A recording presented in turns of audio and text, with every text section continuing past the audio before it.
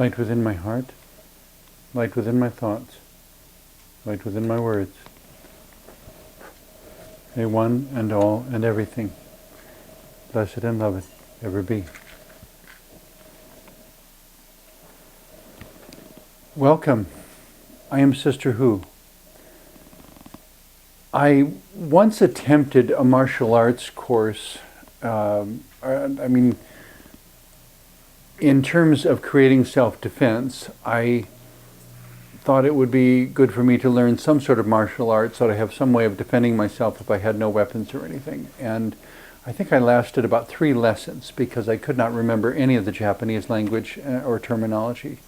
And so it became too difficult to keep up with the class. But if I ever learn an Asian language, it will obviously take a lot more intensive tutoring than what I was getting in that class. But all that being said, one of the common principles, I guess, of martial arts, regardless of which form or country or approach one wishes to consider, is this idea that it's about using the greater force of something against itself. That it's not about being stronger than your opponent, but it's about using your opponent's strength against your opponent. And so a lot of the moves in those 2 or 3 martial arts courses would have to do with embellishing a motion of the attacker in a way that would throw the attacker off balance. That by taking the action into excess, the attacker would be thrown off balance and consequently be unsuccessful in completing the action. But going back, what I really want to focus on this episode, though, is that phrase, because there are so many more things that could be applied to. Using the greater force of something against itself. And I don't mean that in devious, insidious ways, but in ways that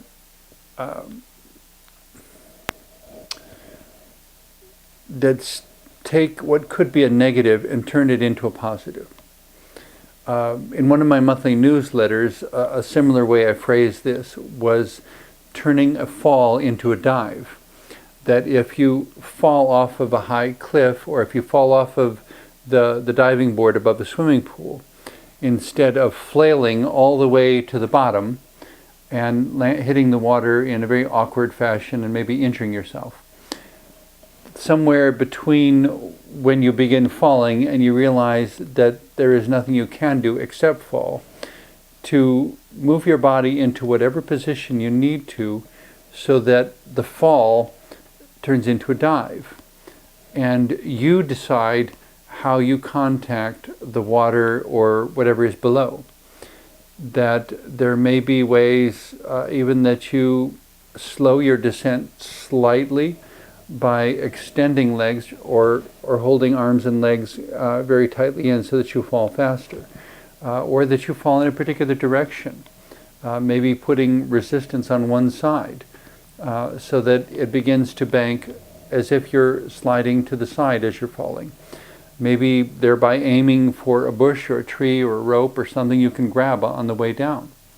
Maybe aiming for an awning above the sidewalk so that instead of landing on the sidewalk, you land 2 or 3 inches to the left on top of a canvas awning, and it breaks your fall enough that you aren't injured when you hit the concrete.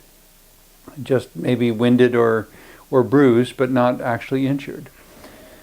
Those are rather literal examples, but it's taking that one step further and or broadening its application, I suppose you could say. If using the greater force of something against itself, without an example, it's difficult to speak in abstractions, but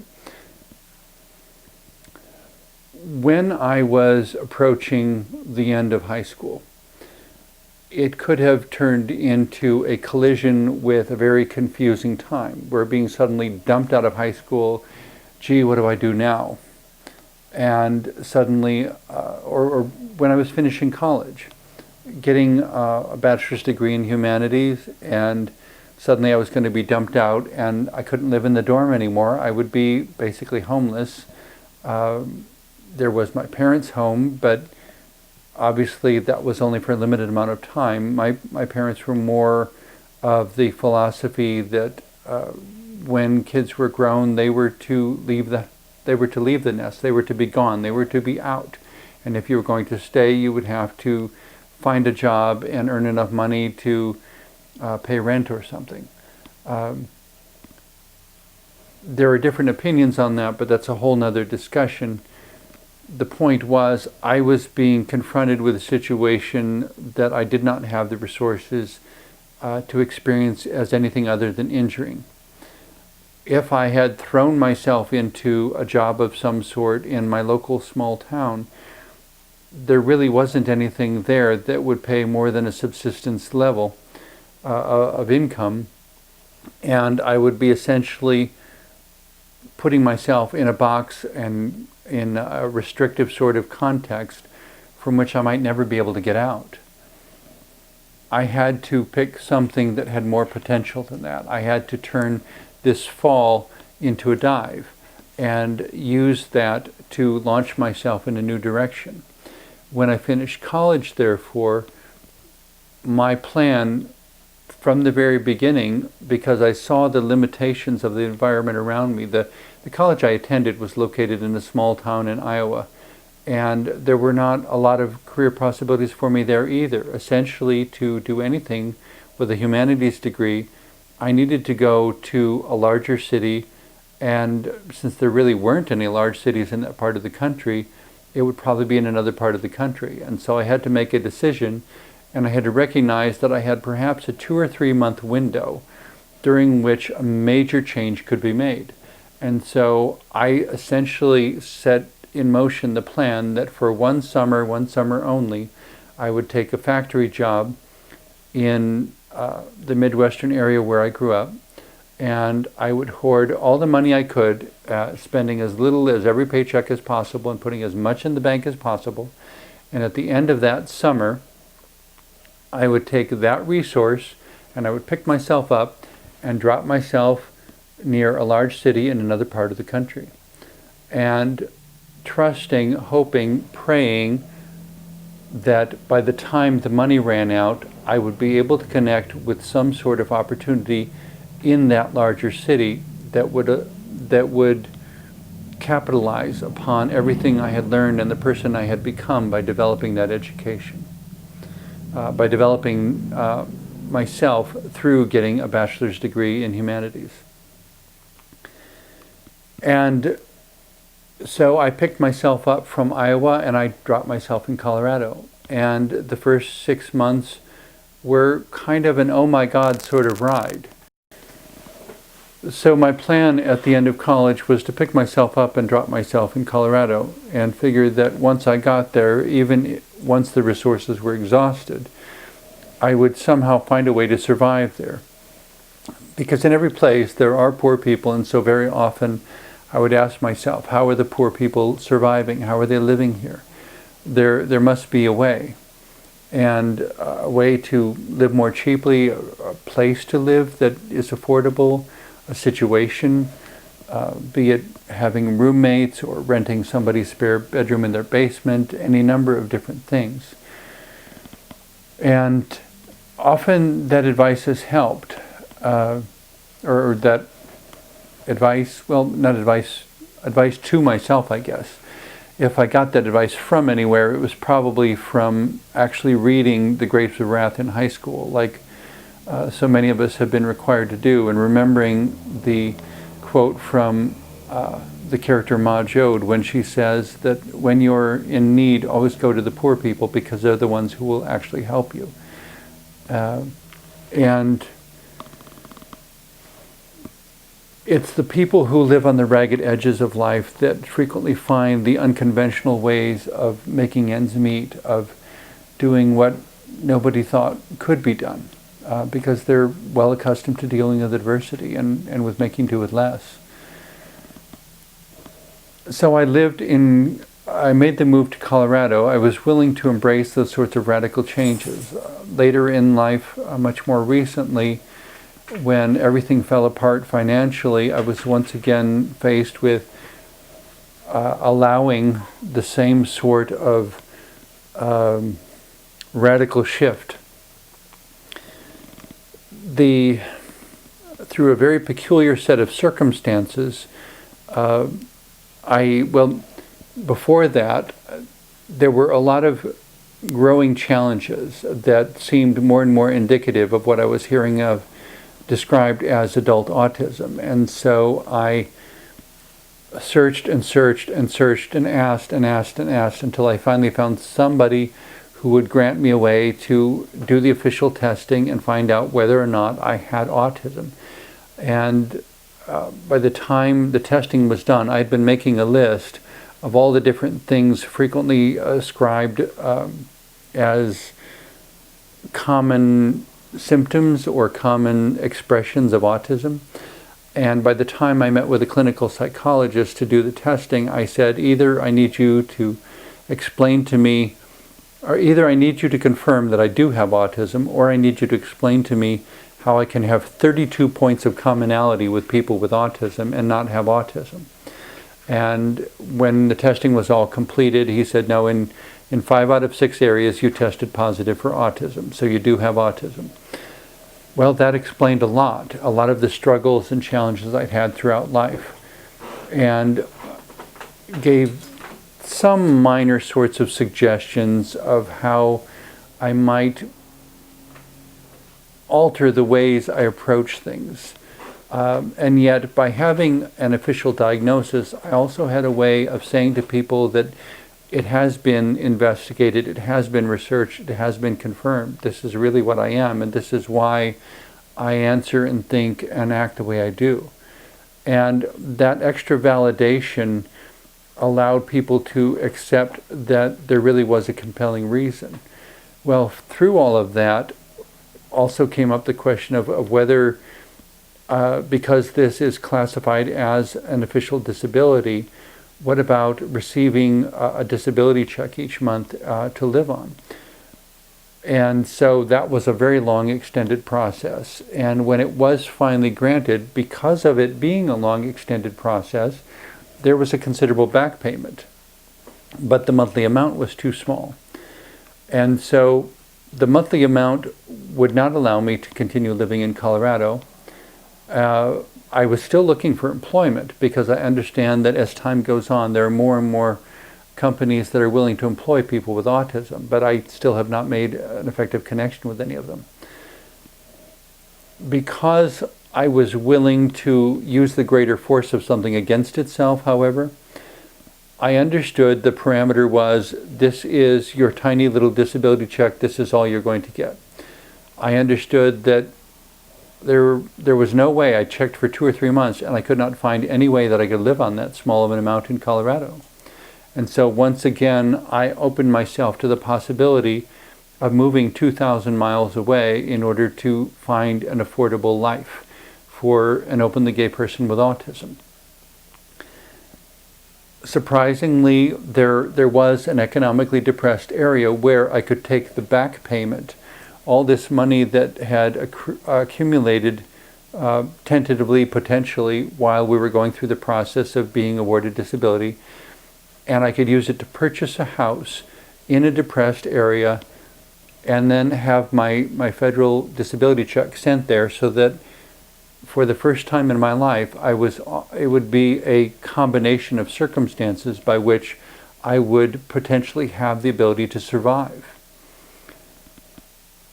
I'm not saying all of that because I want you to know the intricacies of my personal finances and so forth. I'm saying that because, as an illustration, that what could have been a disaster, what could have been construed as an impossible situation, I chose to interpret as a concrete list of resources, and that somewhere there was a place where those resources would be enough, where I could go and I could live and everything would be enough.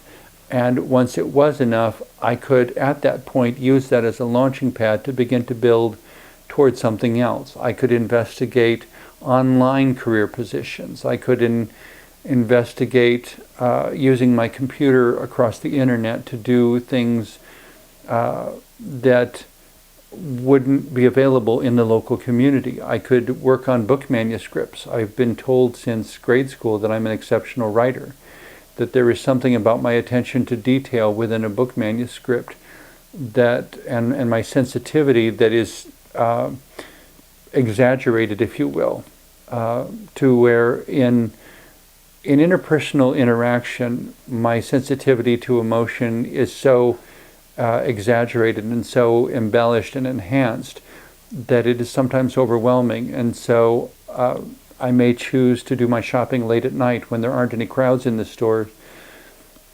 because that allows things to be more manageable to me. And if there are too many people, it becomes overwhelming and I can't quite deal with it. It's a way of taking that situation, and instead of considering it a problem and assuming the relationship is adversarial, to reinterpret it as guidance toward some other place I'm supposed to be, some other work I'm supposed to do. So as heart-wrenching as it was on one level, I picked up my life and my family as such and moved 2,000 miles to a small town in an economically depressed area and purchased a house that requires so much repair, it's frequently overwhelming. And yet, in the midst of all that, there is a sense of my unconventional life having more of a foundation than it's ever had in the past. And curiously, of the last 3 houses that I've lived in, this house that I'm currently living in that needs so much repair throughout its rooms and updating of its heating systems and electrical systems and everything else, this house has a solid foundation. Neither my previous house nor the one before that had a stable foundation.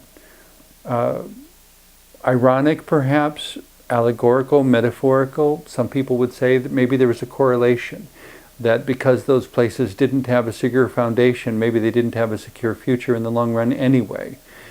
The house I'm in now does have a solid foundation, and that encourages me to think that maybe this really is where I'm supposed to be, even if all sorts of other circumstances still feel very adversarial. I can't go shopping late at night here because being in a small town again, the stores aren't open 24 hours a day. I can't go shopping at 10 o'clock at night. There's nothing open. So there are other challenges. But the challenge of where to call home, at least tentatively, at least for now, has been resolved. The point of this whole discussion, though, is using the greater force of something against itself, that instead of assuming an adversarial relationship, we look for ways that this radical change could be guidance, putting us where we need to be, putting us in alignment with ways of becoming more than we could have been within our previous circumstances. Because my home situation is more stable now than it ever has been in the past, granted it needs repair, granted it's going to be difficult because the house isn't adequately insulated for the coming winter. It's going to be difficult, I understand that. I've had to deal with cold winters before. I think I'll figure something out. With all of that, and while at some point I will resume job searches through the internet and so forth, there is time that I can squeeze out for writing. And I may finally be able to spend a few months creating a book manuscript that could not have otherwise been written. And the book telling the story of Sister Who that people have been requesting for over a decade is finally being written a lot more than it was in the past because of the time that being in this unique, difficult, but stable situation allows me. My situation is unique. And so is the situation of everyone who's watching this recording and everyone who is within the sound of my voice. Each of our situations is completely unique, and I don't know what is going to work in your situation. But if we keep an open mind, and if we look for ways to instead of assuming that our circumstance is adversarial and life is out to get me and life wants to kill me, to instead say, life wants to shape me. Life wants to direct me and guide me toward a different outcome than I had planned, than I had imagined. I think it was Joseph Campbell, the gentleman who wrote about human mythology so much. I'm not sure, but there was someone, maybe a number of persons, who put forth the idea that sometimes you have to let go of the life you've envisioned in order to embrace the life, the greater life that is waiting for you, the destiny, if you will. And I do believe to some extent in fate and destiny, but destiny is kind of like a dance partner, and one is never sure who is leading, in the sense of doing a waltz, and one person leads and the other follows, meaning who is directing the motion around the dance floor. And sometimes destiny wants you to lead and direct where you go on the dance floor, and sometimes destiny insists on being the leader and directing where you will go on the dance floor. So it's like a dance where you're never sure who's leading and who's following.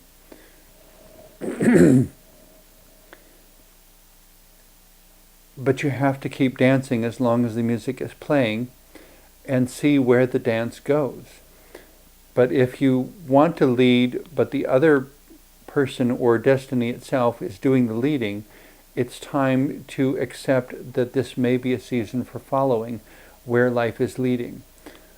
When I needed to pick a new home, and I knew that it wasn't going to be in Colorado, I didn't know where it was going to be, and I didn't know what sort of changes would be required of me. I knew they would be drastic. I knew I would need to adapt and make alterations, and that arguing about it was only going to waste time and make everything worse, because I would have less time to embrace the answer and prepare for making the transition. When in a martial arts situation, the attacking blow is coming towards you, you don't have a lot of time to debate the rightness or wrongness of the situation or the environment, or whether you're ready, or whether this is appropriate, or whether you deserve what's coming at you. You have only a brief second to grab that greater force and use it against itself and pull it past you, throwing your attacker off balance and maybe sending him spinning onto the floor, rather than connecting with you and breaking a bone or causing a bruise or creating an injury.